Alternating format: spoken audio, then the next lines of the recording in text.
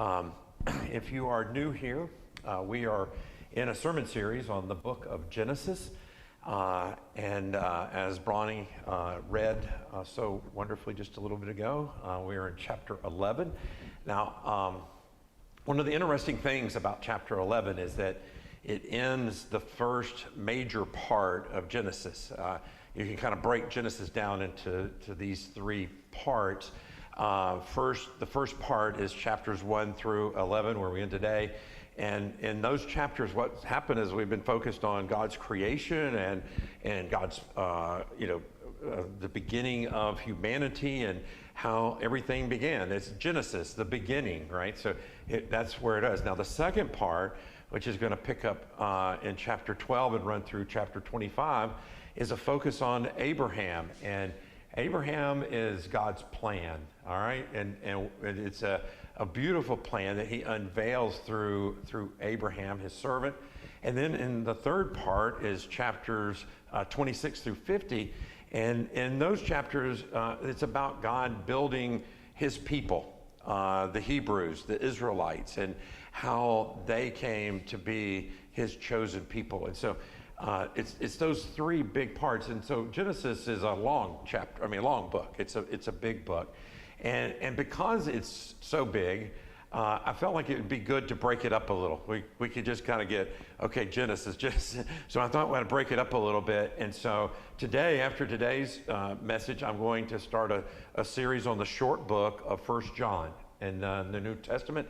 It's a beautiful book, and it'll kind of help us break up a little bit and see things in the New Testament, and then we'll come back to the second part and resume that part of Genesis when we get done. So that's the way we're headed. I just wanted you to be aware of that. Now, as far as Genesis 11 goes, not only does it complete the first part of the book, but it also records the third and final critical judgment of God. That's what I'm calling it, the critical judgments of God.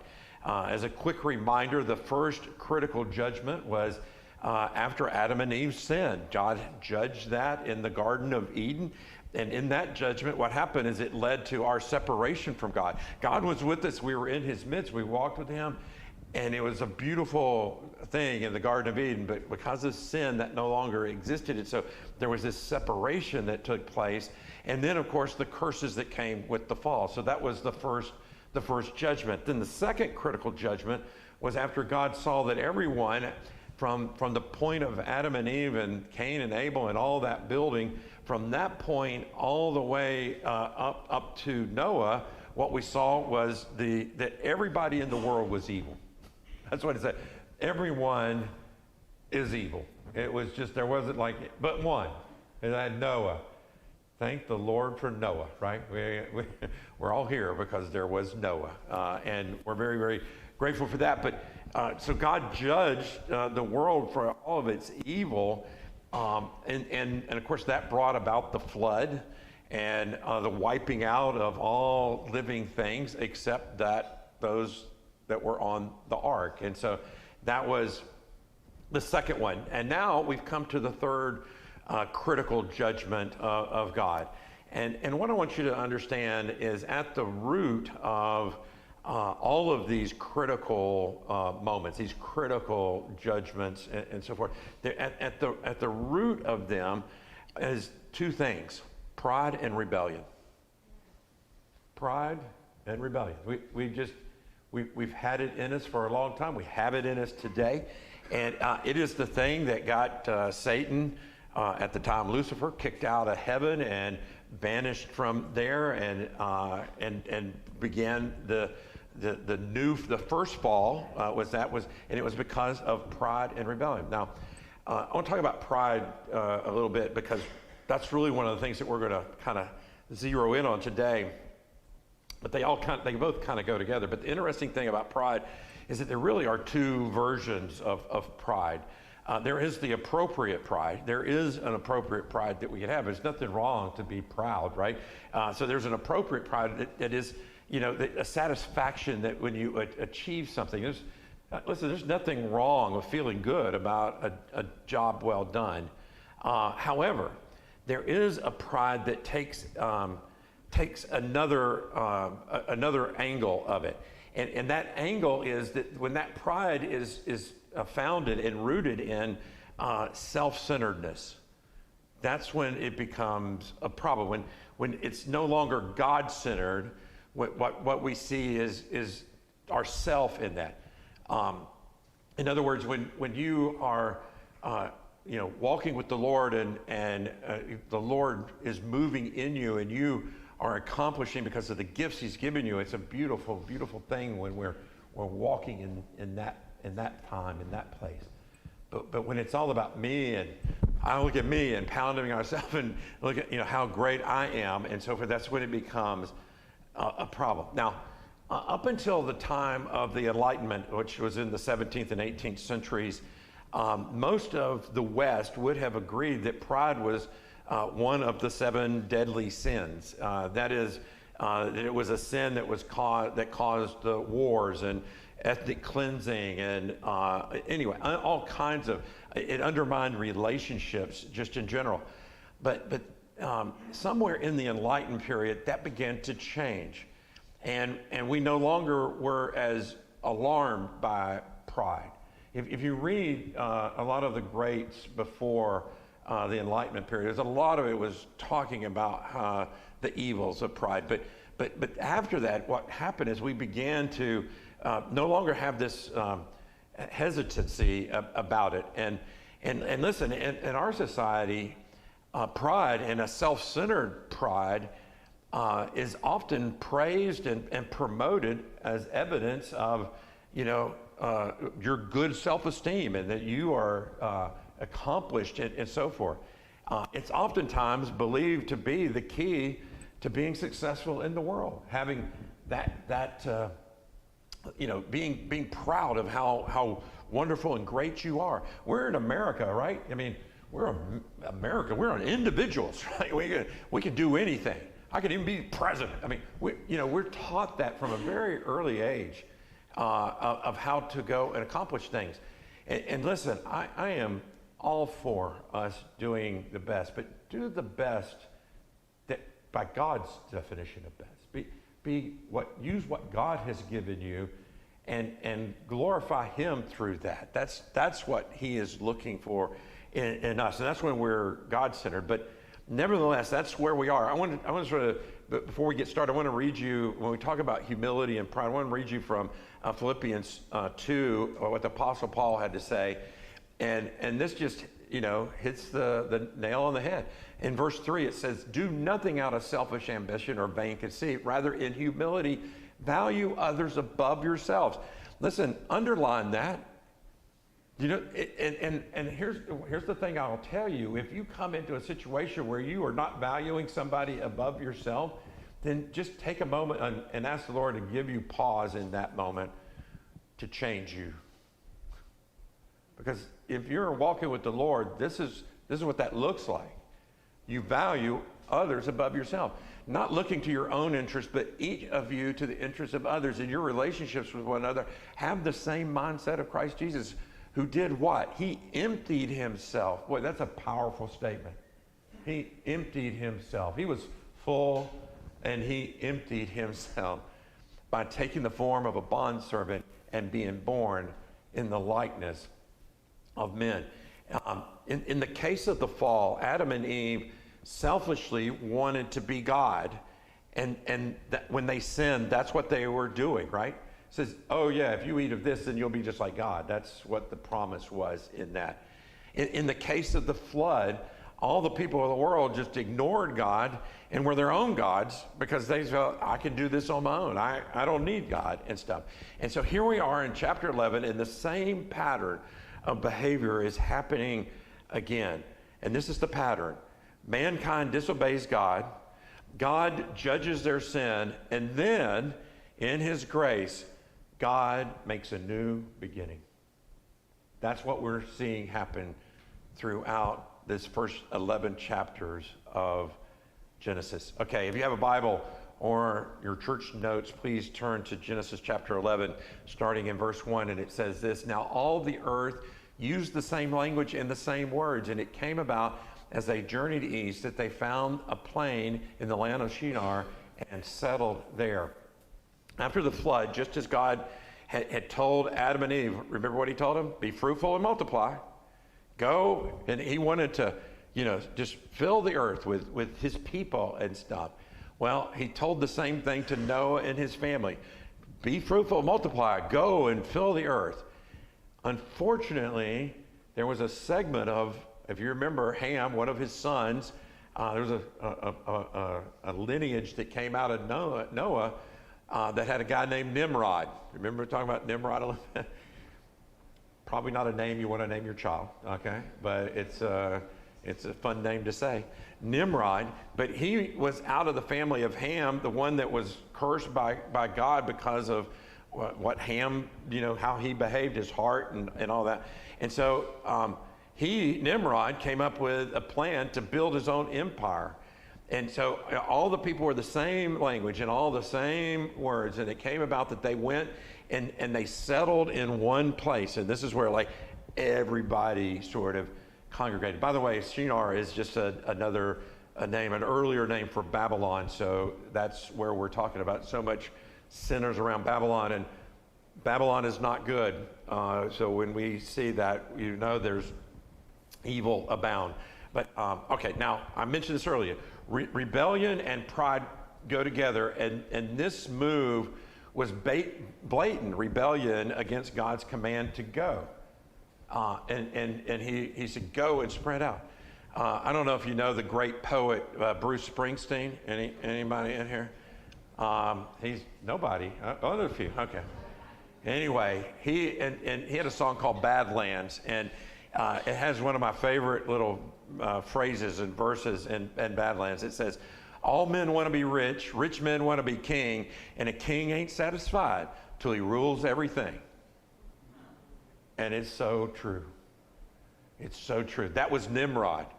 He wanted to rule everything. He wanted everyone to be in his city and under his rule. And that's what he did. Verse 3. Then they said to one another, come, let us make bricks and fire them thoroughly. And they used bricks for stone, and they used tar and mortar, and they said, come, let us build ourselves a city and a tower whose top will reach into heaven.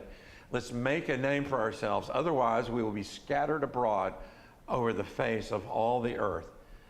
Now, this civilization is about 5,000 years ago. So the fact that they were using bricks and tar for mortar is pretty advanced. I mean, if you look throughout history and society and so forth, so they had made some advances in their technology and stuff, but it made it possible for them to, build this city and a tower whose top will reach into heaven. Now, heaven can mean a number of different things the way it's translated and stuff, but in our sense and stuff, it means that it was building it high in the sky. And actually they use the word, which we'll get to, Babel in a moment, to mean the gate of the gods. They were building this tower because they didn't need God. They were going to go to heaven themselves. They were going to create it, this skyscraper themselves. Now again, one of the things you got to remember is just building something like this because you have the ability God has given you, revealed things to you, and you can do that. Doesn't mean that anything's necessarily wrong with it. I mean, nothing is inherently wrong with building a skyscraper. And nothing is inherently wrong with using talent and technology to build just about anything. There is certainly nothing wrong with using the gifts God has given you to do just about anything, for his glory. And so what we have to realize is that there's nothing wrong with these things. There's nothing wrong with earning money. There's nothing wrong with being successful in your career. But in all cases, you need to ask yourself, as you are pursuing whatever it is, ask yourself this question: what is my motivation behind this pursuit? What is the driver behind this? In verse 4, we see what their motivation was, right? We see that their motivation was to make a name for themselves and not to be scattered abroad. Okay, so the desire to not be scattered abroad is a direct disobedience to what God told them to do, right? Be fruitful, multiply, and fill the earth. They didn't want that. They wanted to stay together in their nice, huddle and clean together. So the first thing is this disobedience. And the motivation to make a name for themselves is just straight, arrogant, self-centered pride. I'm going to make a name for myself. Look at me. Me. We're full on pride in the most self-centered way. Now, if you are working to be a success, or to make money, or to buy a big house and expensive things so that people will admire you, then you've got the same problem that they had, pride, right? I think Dave Ramsey was the one who said this. Josh, you can fact check me on this, all right?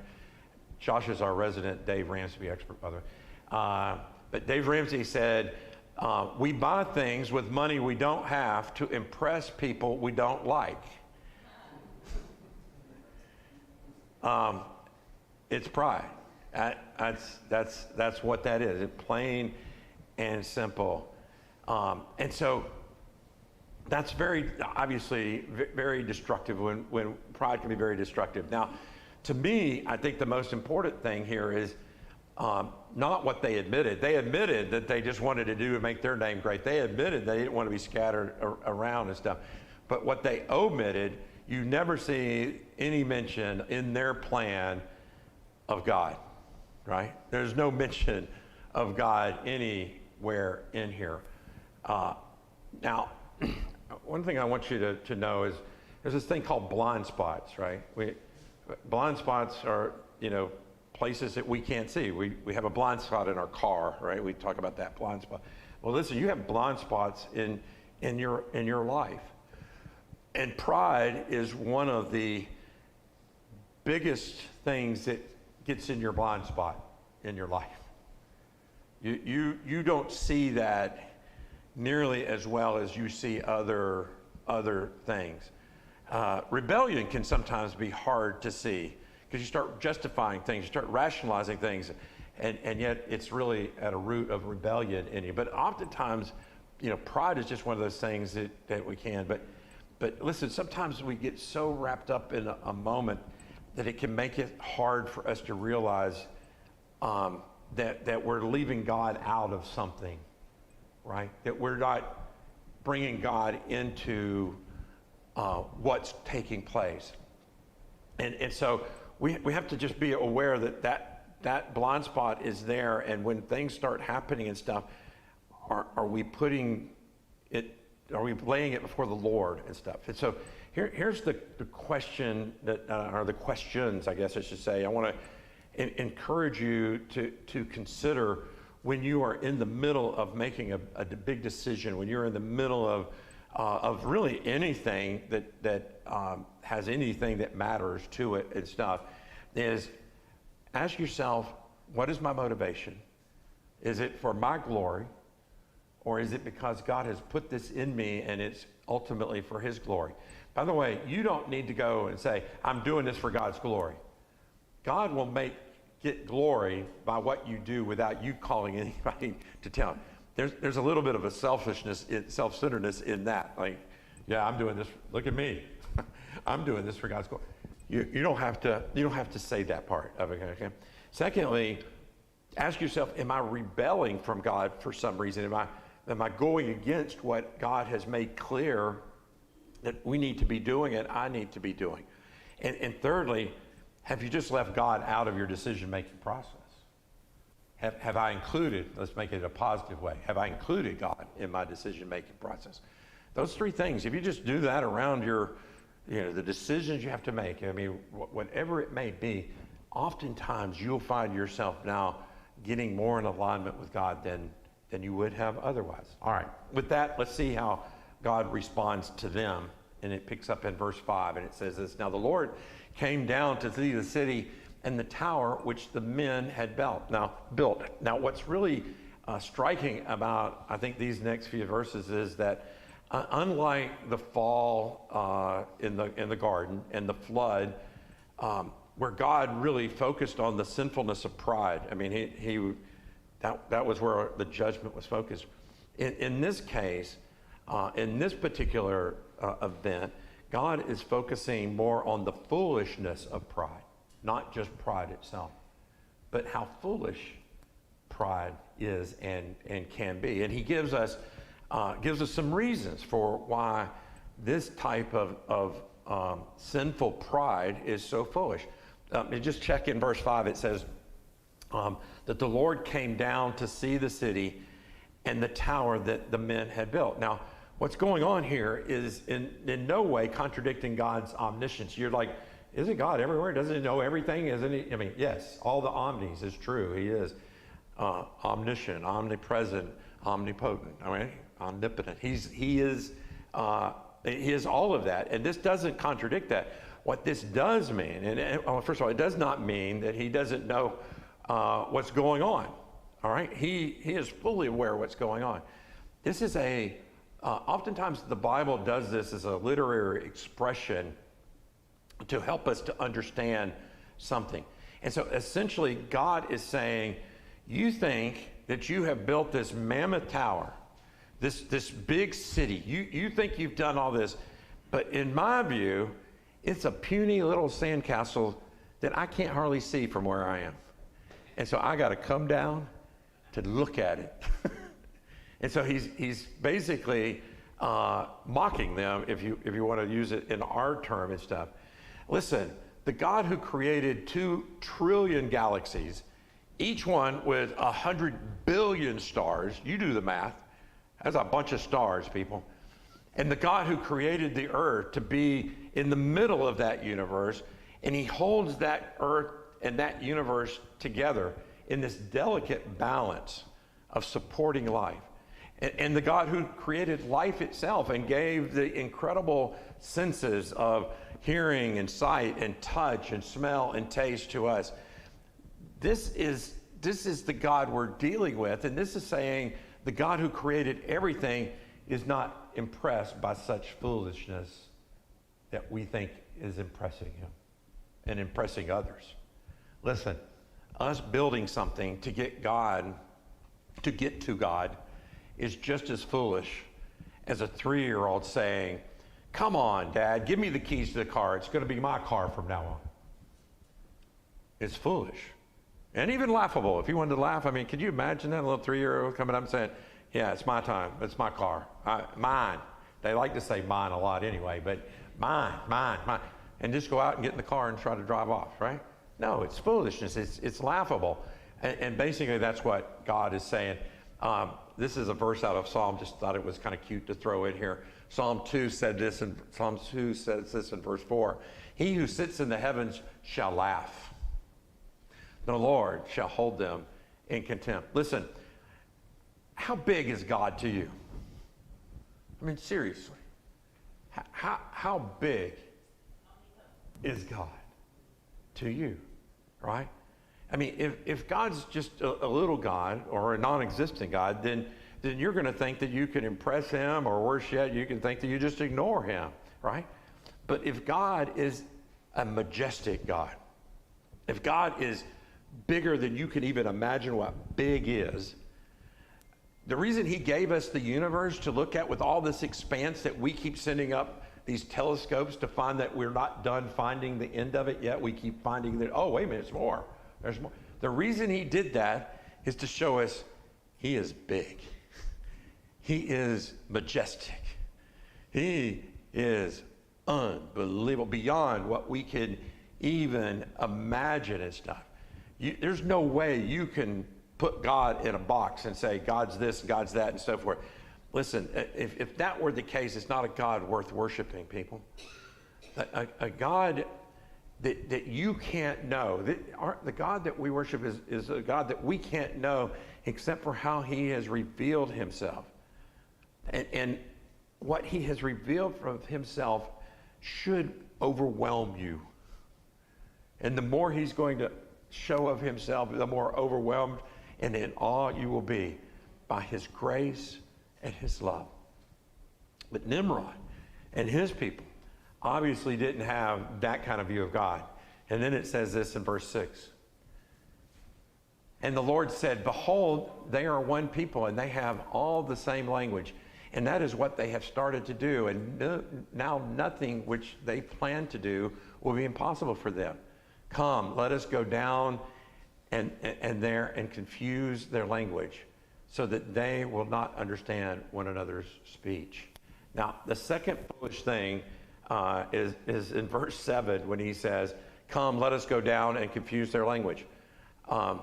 Us, of course, don't miss this, is talking about Father, Son, Holy Spirit. Us, we're going down the Trinity. But listen, God is never perplexed by what people do on earth. Their prideful statement of let us build a tower to go up is mocked by God calmly saying, let us go down. And say, let us go up. He said, let us go down. Listen, the Bible says that God is a long-suffering God, meaning that he is incredibly patient with us. He knows that we have a very difficult time trying to understand how majestic he really is. And he's very patient with us. And so when somebody shakes their fist at God in defiance, he doesn't strike them dead immediately. He loves them. And he wants them to let go of their foolish hatred for him.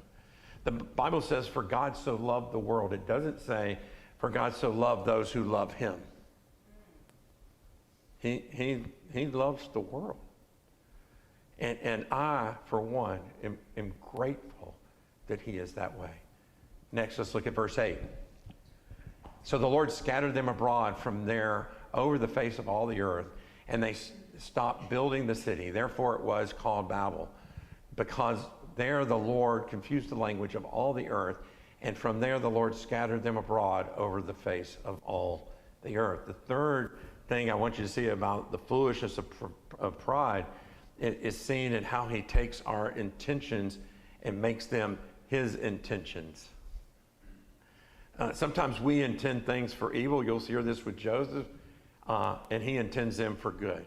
In this case, he took their word Babel, which in Hebrew meant gate of the gods. Remember, I told you that at the very beginning. That's what they meant it to mean. He took that and told it to mean in a foolish and confusing way, the Babel that they were having. So instead of their intention of making a name for themselves, he confused and scattered them as he intended for them to be in the first place. By confusing and scattering them all over the earth, God graciously spared their lives and gave them the opportunity to return to him. Listen, he could have destroyed them. I mean, just by being disobedient, by being prideful, by doing all the things, he could have destroyed them. But he made a promise, and he's faithful to his promises. And so he chose to let them live. And here's the thing. God is not the author of confusion in his people and in his church. But in the world, God will use confusion to humble people and to keep them from uniting against him. I want to go back real quick, go back up to starting in verse 5, and break this down just a little bit. Now the Lord came down to see the city and the tower which the men had built. And the Lord said, behold, they are one people, and they all have the same language. And this is what they have started to do. And now nothing which they plan to do will be impossible for them. Come, let us go down there and confuse their language so that they will not understand one another's speech. I want you to see the mercy in verse 6 here, where the Lord saved them from their foolishness by confusing them. It's a very interesting thing how he would do that. And that's what I meant when I said God will use confusion to humble us. In this case, God humbled them by confusing their language and causing them to scatter. Last week, if you recall, we celebrated Pentecost.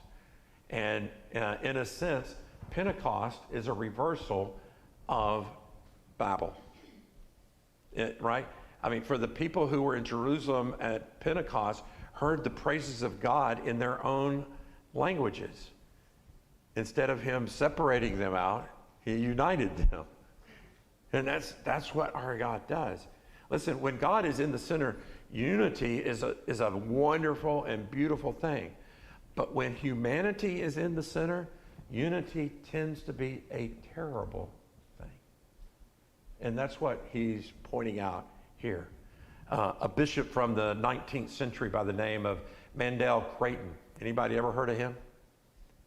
I hadn't either. But you probably heard one of the things that he's famous for saying. He says, power tends to corrupt, and absolute power corrupts absolutely. Here he was, 19th century, he's seeing that. And by the way, he's a bishop, and he was saying it about the church as much about the world. Listen, in the church, we can have just as much humanity getting in and trying to run that as we can outside. And it's so important that we're on guard for that not to infiltrate the church as well. But listen, that definitely was true of Nimrod, and it has been true of so many throughout history. But listen, it can be true of each and every one of us. You don't have to be in a top position of authority over a bunch of people to have pride get the best of you. It can happen just about in any body and in any situation. And so we've got to always be aware of that. Now, another really quick thing, hopefully, before we go.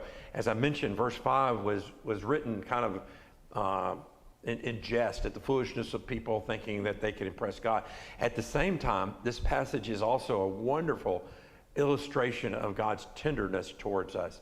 You see, when you look at this, God, what we see here is something that God often does. Oftentimes he comes down to our level to help us, much in the same way that a parent comes down to the level of their child to help them to understand. I'm going to use a 3-year-old again. A 3-year-old just doesn't have the mental ability to grasp an abstract thought the way an adult can. Therefore, we do our best as parents, right, to communicate with the 3-year-old in a way that they can understand. We don't start talking to them at some collegiate level and expecting them to try to understand. We try to meet them where they're at.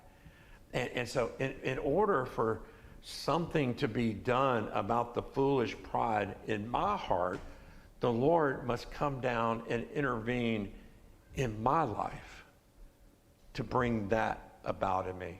Let's go back. I started at Philippians 2. I'm going to end there.